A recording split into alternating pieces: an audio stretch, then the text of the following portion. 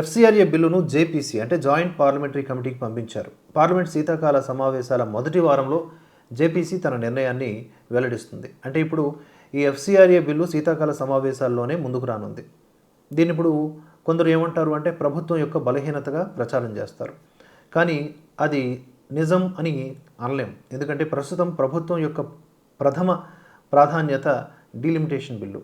ఎందుకంటే 2029 ఎన్నికల్లోనే మహిళా రిజర్వేషన్లను అమలు చేయాలని ప్రభుత్వం భావిస్తోంది. దీనికి డీలిమిటేషన్ బిల్లు ఆమోదం పొందడం అత్యంత అవసరం. ఒకవేళ ఇది ఇప్పుడు జరగకపోతే మహిళా రిజర్వేషన్లు అమలు అనేది 2034 వరకు వాయిదా పడతాయి. ఇప్పుడు ఉన్నటువంటి కథనాల ప్రకారం డీలిమిటేషన్ బిల్లుకు ప్రభుత్వం ఇప్పటికే 366 మంది ఎంపీల మద్దతును కూడగట్టింది.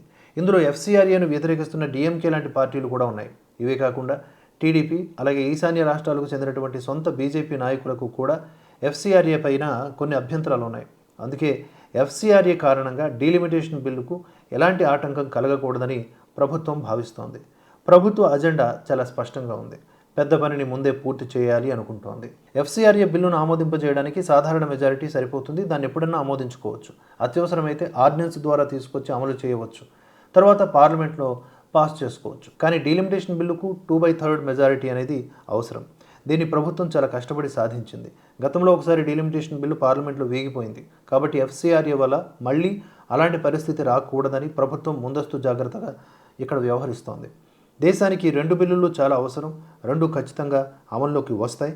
కాస్త సమయం పడుతుంది అనేది బీజేపీ వర్గాల నుంచి వినిపిస్తున్న మాట.